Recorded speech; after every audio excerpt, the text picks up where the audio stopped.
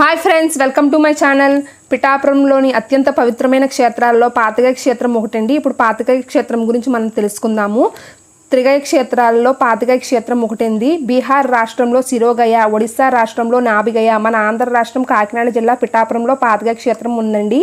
అసలు పాతగయ అనే పేరు ఎలా వచ్చిందో ఇప్పుడు మనం తెలుసుకుందాము.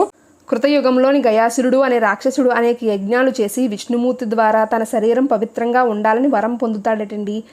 గయాసురుని అండను చూసుకొని ఆయన అనుచరులు ఎక్కడైనా యజ్ఞాలు జరుగుతుంటే వాటిని ధ్వంసం చేస్తుండేవారు. దానివల్ల ప్రపంచంలోని వర్షాలు పడక కరువుతో నిండిపోయేది. అప్పుడు అందరూ విష్ణుమూర్తిని గయాసురుని సంహరించాలని కోరుతారు. గయాసుని సంహరించడానికి బ్రహ్మ విష్ణు మహేశ్వరులు బ్రాహ్మణ వేషం ధరించి ఆయన దగ్గరకు వెళ్తారు.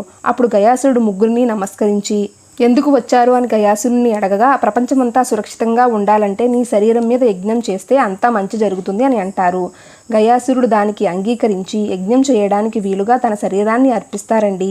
అంటే శిరస్సు బీహార్ గయ దగ్గర, నాభిభాగం ఒరిస్సాలోను, పిఠాపురంలో పాతాలు వచ్చేలాగా ఆయన పడుకుని ఉంటే శిరస్సు దగ్గర విష్ణుమూర్తి, నాభి దగ్గర బ్రహ్మ, పాదాల దగ్గర ఈశ్వరుడు ముగ్గురు కూడా బ్రాహ్మణ రూపంలో కూర్చొని 7 రోజులు యజ్ఞం చేస్తారు.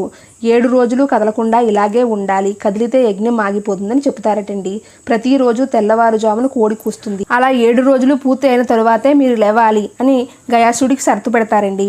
6వ రోజు అయినా గయాసురుడు లేవకపోయేసరికి ఇంకా ఒక్కరోజే ఉంది. యజ్ఞాన్ని భగ్నం చేయడానికి ఈశ్వరుడే స్వయంగా కోడి అవతారము దాల్చి 6వ రోజు అర్ధరాత్రి పరమశివుడు కోడి రూపంలో కుక్కుటారాధన చేస్తే గయాసురుడు తెల్లవారింది, యజ్ఞం అయిపోయింది అని లేచి చూస్తే అర్ధరాత్రిగానే ఉంటుందటండి. అప్పుడు గయాసురుడు మీరు నిజంగానే బ్రాహ్మణులా అని అడుగుతారటండి. అప్పుడు త్రిమూర్తులు ప్రత్యక్షమై నీ సహచరులు యజ్ఞం జరగనివ్వడం లేదు, అందువల్ల ప్రపంచమంతా వర్షాలు ఎక్కువై కరువు కాటకాలతో అల్లాడిపోతుంది, పరోక్షంగా నీవు కూడా దీనికి కారణమే అని చెబుతారు. అప్పుడు గయాసురుడు తన తప్పును తెలుసుకొని నన్ను సంహరించండి అని అంటాడు. అప్పుడు త్రిమూర్తులు నీ ఆఖరి కోరిక ఏమైనా ఉందా అని అడగగా, గయాసురుడు నా శరీరాన్ని 3 భాగాలు చేయండి, అవి పడిన 3 ప్రదేశాలు 3 గయాక్షేత్రాలు అవ్వాలి. ఇందులో ఒకటే మన పాతగయ పుణ్యక్షేత్రం అండి. నా వీడియోస్ కనుక మీకు నచ్చినట్లయితే ప్లీజ్ సబ్స్క్రైబ్ మై ఛానల్.